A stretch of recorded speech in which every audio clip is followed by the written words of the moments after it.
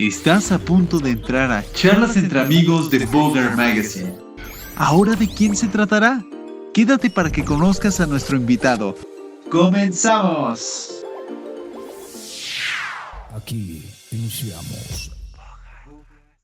Hola, ¿qué tal amigos de Bogart Magazine? Estamos una vez más en esta sección Entre Amigas y en esta ocasión nos acompaña Thelma Carrizosa, actriz y dramaturga de la puesta en escena Hiena, un monólogo que explora la feralidad femenina en la escena. Está dirigido por Omar Silva y va a tener su temporada de todos los domingos a las 6 de la tarde, del 2 al 30 de marzo, en el espacio 2 del Foro Shakespeare. Y sin nada más que agregar, démosle la bienvenida. Hola, Thelma, ¿cómo estás?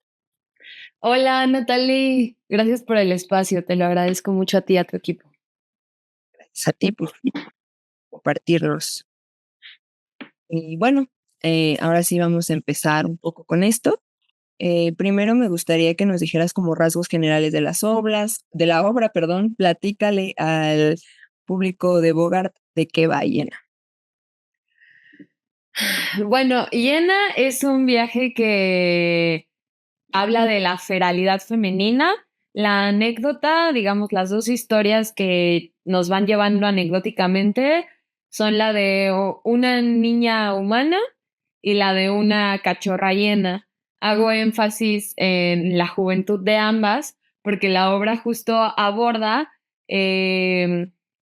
digamos que la tesis, la trama, el ensayo que yo quise hacer, y la pregunta nace de una joven creciendo en un mundo de bestias.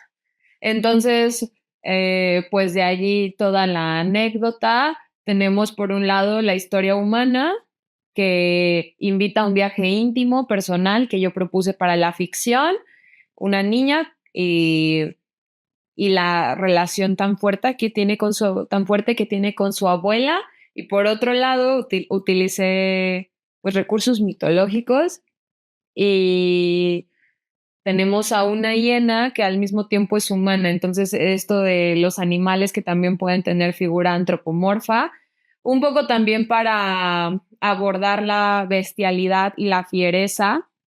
Me interesaba mucho indagar sobre pues el miedo que le tenemos siempre a la parte visceral de nosotros, a deshumanizarnos a tal grado para hasta destilar nuestra necesidad más primitiva, que lo asociamos a lo bárbaro, pero al final, pues la obra empieza con somos mamíferos, todos tenemos un lugar al cual volver, nos importan las canciones de cuna. Entonces pensaba en también la necesidad colectiva como especie que tenemos de vivir en manada, pero al mismo tiempo pues es una hiena. Entonces no es un lobo o no es una ballena, no está, digamos, en el campo semántico de la belleza. Y hablo de los parias, del no encajar, un poco de qué pasa cuando no cabes o no encuentras un lugar. Me interesaba también un montón este tema de cuando uno es joven, tiene todas las ganas de comerse al mundo. O sea, y no lo digo como el mundo, a mí me pasó. Así me sentía. Por eso creo que es vigente siempre esta obra. Y en el camino y en el proceso de la juventud de querer comerte el mundo, te das cuenta que en realidad el mundo también puede llegar a ser muy salvaje y feroz, y como una es devorada, también desde el ser femenino, que es el que yo atestiguo a diario desde que existo, pues todas estas violencias, ¿no? Eh, Eso en resumen. Ahora, justo sobre esto que nos mencionas, quisiera hablar de tu proceso como dramaturga. ¿Qué encontraste en común entre esta cachorra hiena y la joven humana? ¿Por qué la elección de una hiena? Bueno, la hiena, me gusta preguntar porque me gusta hablar de las hienas. Primero, en principio, pues lo que dije hace rato, viven en manada, pero al mismo tiempo no son como los leones, ¿no? De hecho, por ejemplo, su sistema es matriarcal. Pero al mismo tiempo, incluso con todo su órgano reproductor, es muy extraño porque pareciera que las hembras también tienen, digamos, un pene, pero o sea, como que las hienas tienen mucho una figura de lo que en el mundo mamífero eh, de los humanos estarían asociado al hombre o a lo masculino, y eso es muy interesante, pero al mismo tiempo pues son matriarcales, ¿no? Entonces también su mordida en el mundo de los mamíferos, en el mundo de los mamíferos, no de los animales, porque esa la tiene el cocodrilo en general, pero en el mundo de los mamíferos es el animal que más poderoso tiene su mordida. Entonces, eso implica pues mucha fuerza y al mismo tiempo cuando cazan no pueden cazar animales tan grandes porque no son enormes, justo como una leona, ¿no? Entonces, eh, sí cazan, pero al mismo tiempo pueden llegar a ser carroñeras. Entonces, eh, no están asociadas al acto heroico de obtener el alimento, sino que puede ser por una vía alterna que usualmente puede estar concebida como mala porque robas, ¿no? También la risa, lo burlona que son y lo que significa eso traslapado en nuestro mundo humano, qué significa alguien que es ruidoso, que es estridente, que señala, se burla. Y por el otro lado, para contraponer está la niña, que pues habla desde la profunda vulnerabilidad, desde la profunda nostalgia, eh, desde la inocencia. Creo que ambas tienen un montón en su juventud de ingenuidad y un montón de ganas de salir a conocer el mundo. No lo conocen, pero sospechan que hay algo más allá de la sabana y algo más allá de sus ventanas y lo desean. Entonces, ahí es en donde se encuentran en sus características tan distintas en símbolo cada una. Creo que el viaje de la obra va también, en inicio hablo de la mujer, del arquetipo femenino como la niña, va pasando hacia la doncella hasta volverse pues la bruja, ¿no? Y eso sí, creo que me interesaba ir sobre la cuerda floja en esa idea y en esa línea de la idea femenina. Y sobre esto que mencionas de esta feralidad, me gustaría preguntarte, esta pregunta se divide en dos, en tu proceso como dramaturga, pero también en tu proceso como actriz. Como dramaturga, ¿qué es para ti la furia y cómo le hiciste para plasmarla en palabras? Y como actriz, ¿cómo hiciste para dejar salir tu animalidad en escena? Uy, pues en la dramaturgia creo que al escribir eh, a veces trato de dejarme ir, es decir, no poner juicio, no querer también tomar las riendas en general con Llena, que fue mi primera obra, pero con otros proyectos, a veces una se sienta y tiene ideas, pero en realidad la imagen es la imagen y creo que lo salvaje es atreverte a entrar y aunque no la entiendas, pues seguir descubriéndola mientras se va pariendo, digamos, la palabra. Creo que ahí hablaría de la feralidad a la hora de la escritura. También, por otro lado, quizá no tan simbólico, me he dado cuenta que escribo un montón casi siempre sobre la animalidad.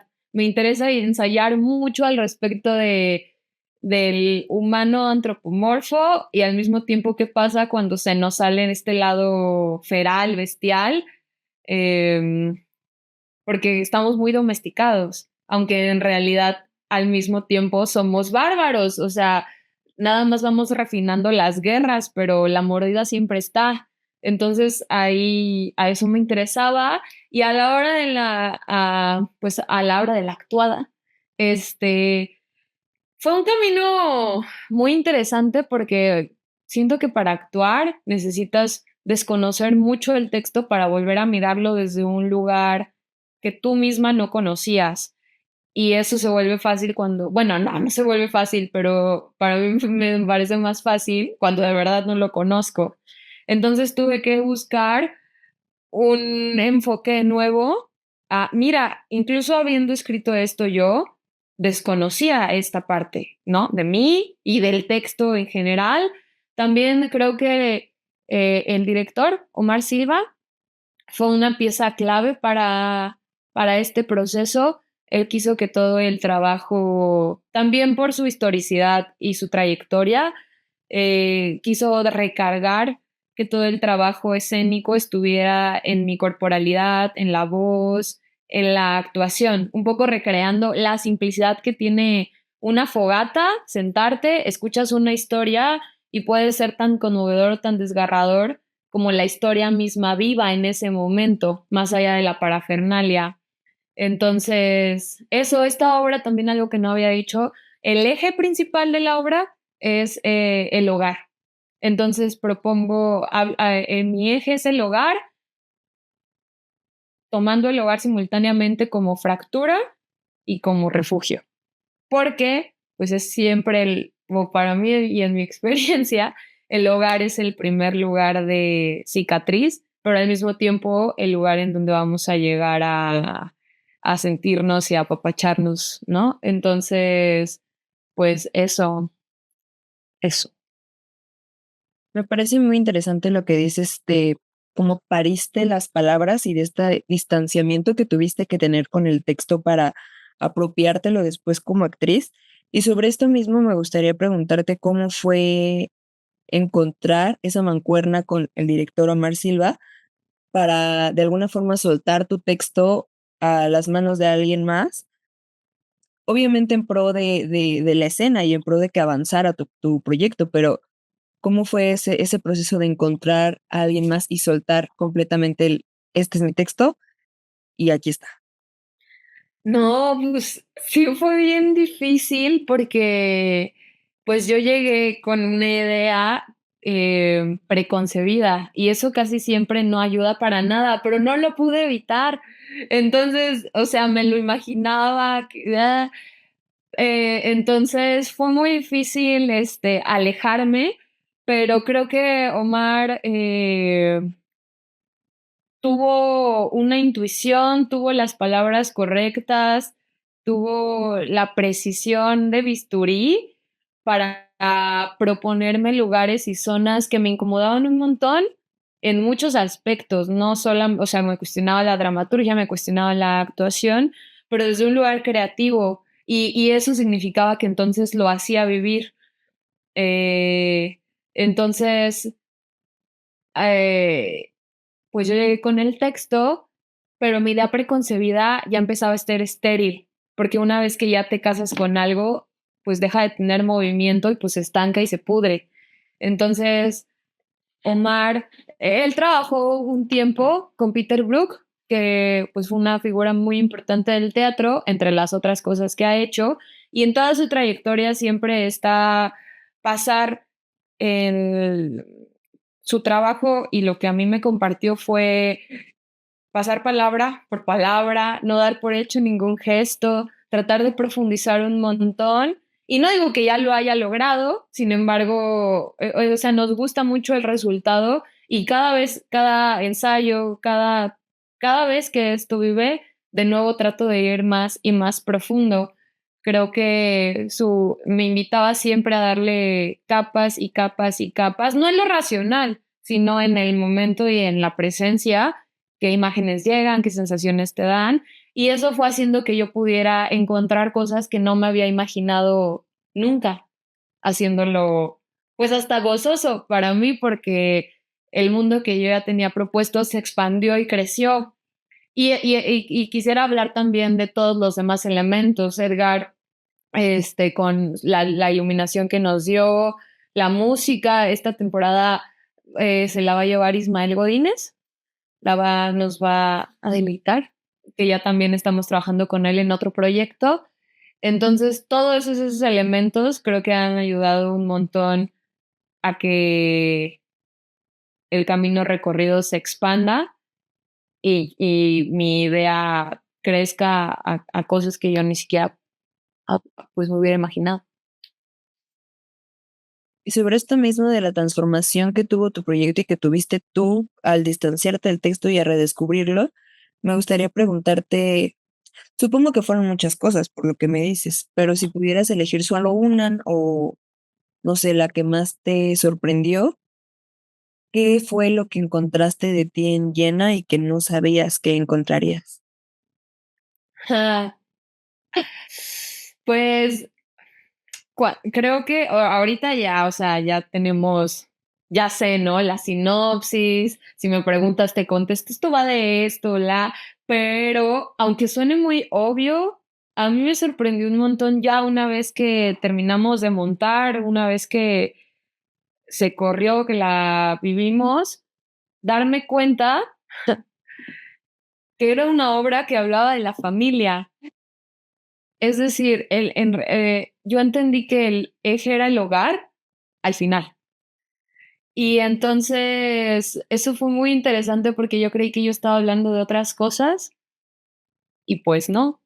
Y también los monólogos son muy interesantes porque creo que te confrontan mucho, bueno, a mí me confrontan mucho conmigo misma porque pues es un unipersonal y quieras o no, las herramientas que tomas consciente o inconscientemente son las que te conforman y las que crees que te conforman. Entonces creo que cada vez siempre me pone en cuestionamiento el ¿y sí? Y eso a mí me gusta mucho porque entonces me ayuda a no casarme conmigo misma y darme cuenta que pues mi identidad está en capas que a veces son insondables, pero por eso creo que el arte es tan importante, porque no está en el ámbito psicológico o antropológico, sino que es un vehículo creativo para un montón de cosas, ¿no? Para hablar de lo social, para hablar de uno mismo. Entonces creo que esas han sido las dos cosas más fuertes, como decir, ah, es una obra de la familia, mi eje es el hogar, desde aquí y desde acá, y se contraponen.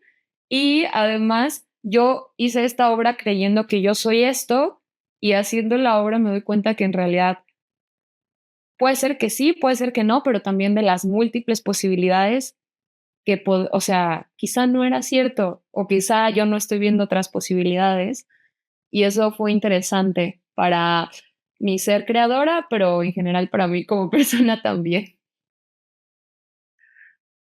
Y sobre esto también que mencionas de, pues, que el eje es el hogar y de todos los demás elementos que conforman la puesta en escena, a mí me llamó mucho la atención el vestuario y que siento que en algunas formas y con la iluminación incluso parecerían cuerdas y cuerdas que amarran. Y hablando justo del hogar y de que a veces puede ser nuestra mayor salvación o nuestra peor perdición, me gustaría que nos contaras un poco cómo llegaste a ese vestuario.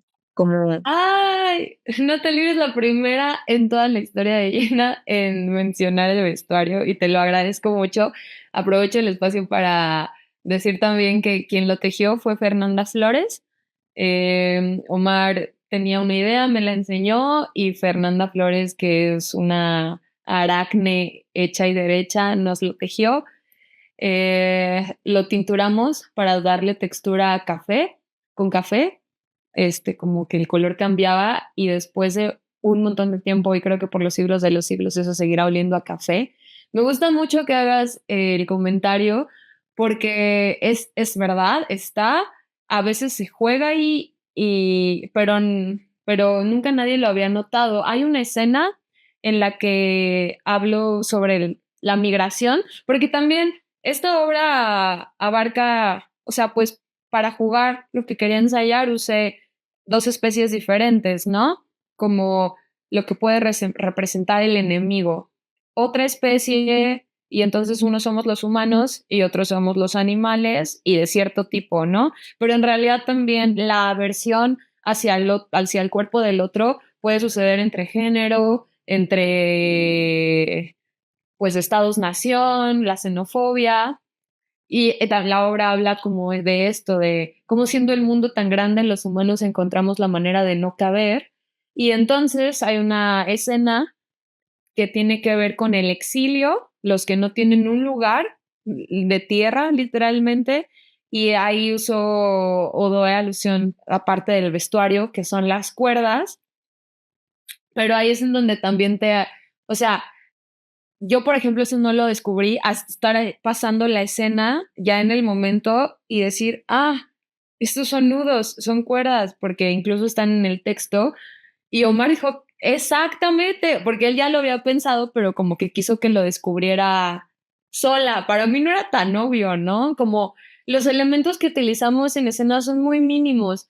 Tenemos un banquito de madera, 2 bambús y utilizamos hojarasca esparcida en el espacio, más este vestuario y pues un poco propuestas por él, ¿no? Esto viene de toda la escuela de Peter del espacio vacío, centrarse en un espacio mínimo para que pueda existir el mundo a partir de la imaginación.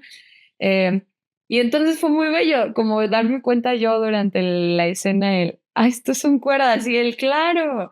Entonces, pues sí, me gusta mucho que lo hayas notado, que te guste. También debajo de eso llevo un short y un top y ya en algún momento el tejido sale, casi hacia el final, pero es un elemento mínimo y fíjate que me gusta que lo menciones porque todo el tiempo me la paso preguntándome si deberíamos cambiarlo, pero bueno, así vive por ahora. Sí, justamente fue de las cosas que más me llamaba la atención, porque justo en las fotos veía la iluminación y decía, claro, son como cuerdas, y leyendo la sinopsis y toda la historia de Jenna, digo, tiene mucha lógica, ¿no? Pero justo que me interesaba mucho el proceso creativo para llegar ahí. Y sobre esto mismo que mencionas, pues veo que también han utilizado mucho el agua, o sea, por ejemplo, para el vestuario que dices que utilizaron para darle cierta tintura al vestuario.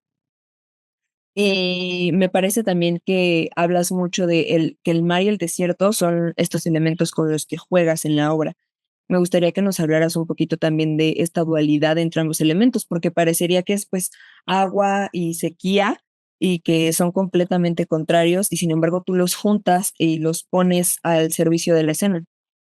Sí, eso, por ejemplo, a nivel dramaturgia, yo diría, o sea, ya después en simbolismo y en todo lo que lleva cargado, toda la parte de la niña humana y de la abuela representa el agua, todo, nos cambiamos de lugar, todo esto de lo femenino, o sea, en símbolo lo que representa el mundo interno, lo lunar, el agua, la conexión con la abuela tan profunda.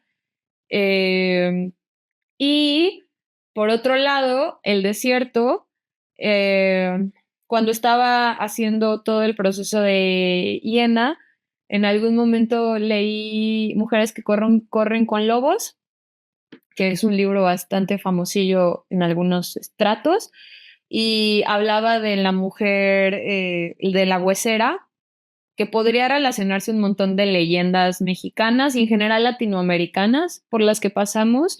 Y entonces era en dónde están, o sea, cada mujer, cada ser femenino, sí, cada mujer, en dónde tienes tus huesos, en dónde tienes tu cicatriz, qué es lo que te duele, cuáles son tus muertos, qué vas a hacer con ellos. Y entonces habla de este espacio en donde el cuerpo femenino, la mujer no encuentra un lugar para hacerse afuera de la tierra y entonces se va a la madriguera, a lo árido del desierto y entra allí. Y un poco a partir de ahí empezaron a salir las imágenes que después iban a detonarme la escritura, ¿no? Entonces, para mí habla mar y agua y el desierto me evocan a las profundidades, digamos, de la tierra y pues del mar, ajá, la inmensidad, las entrañas y lo visceral. Eh, entonces, pues también haciendo el recorrido de esta niña, pues a que al principio es semilla y que después pues crece y al final nada, cómo la vida regresa a sí misma, ¿no? Incluso cuando morimos, porque también pues hay una pinta, una tintura sobre la abuela, sobre la figura que ya no está, sobre el duelo.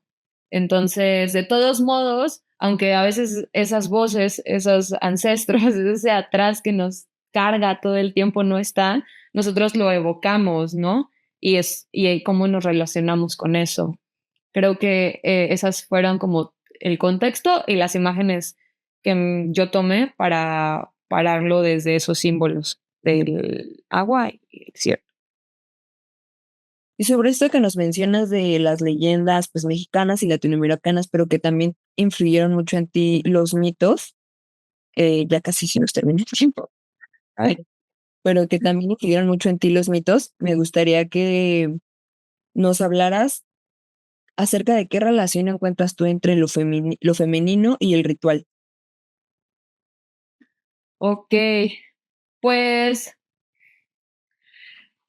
esta obra, eh, es decir, latinoamericanamente a mí me interesa mucho como el ojo ahí particularmente, porque siempre tenemos asociada desde así desde que el mundo era mundo, bueno, no, más bien después se empezó a asociar la magia al chamán, al mago, ¿no? Y entonces desde ahí hay una ruptura, porque entonces los magos vivían en los castillos con los reyes, ¿no? Y ellos eran los que tenían el conocimiento y si se enfermaban en el castillo los curaban y aconsejaban al rey, pero era una figura masculina. Y si una mujer tenía conocimiento y al mismo tiempo podía curar, pues era una bruja del bosque, ¿no? La hierbera. Entonces, desde allí ya hay ya es tener a la figura femenina relegada de cierta manera. Eh, También pues en nuestras culturas tenemos esto muy vivo, o sea, no estoy hablando de historia cuando digo que hablo de las parteras, cuando hablo de las santeras, eh, todas estas figuras o sea, tu mamá que te pasa el huevo así, bueno, mi mamá sí me pasa el huevo así para hacerme una limpia rápida, siendo ahí medio pesada. Entonces, todas estas saberes que tenemos desde que somos niñas y nos vinculamos con ellos, y al mismo tiempo la historia, la conexión tan fuerte que implica tener una abuela y criarte con ella, cómo te enseña un montón de cosas sin decirte necesariamente uno, dos, tres y esto significa esto. Entonces, creo que a mí me interesa mucho ese tema, también hablar de la sexualidad de la mujer, porque pues estamos más familiarizados a convivir con la niña, con la mujer doncella, con la mujer niña, porque nos representa menos peligro, pero después que cuando la niña se vuelve joven, descubre su sexualidad y no solo la descubre, sino que decide ejercerla y entonces, además de deseada, puedo desear, es un tabú, ¿no? Eh, y me interesaba como también pasar por allí eh, y ya eso, como la no domesticación en general de la mujer rebelde en cualquiera de las etapas que ésta se encuentre. Ujú. Y que justo nos regresa a la hiena, ¿no? A esta nueva domesticación también, pues, de los animales que viven en su área salvaje. Sí, no, lo que dices totalmente, que la feralidad es pues de la hiena no somos cachorros que damos la patita cuando estamos amaestrados, ¿no? Eso. Sí, todo lo que dices, sí. Lamentablemente ya nos acercamos al final de nuestra entrevista, que se nos acaba el tiempo. Como última pregunta, me gustaría que describieras hiena en una palabra.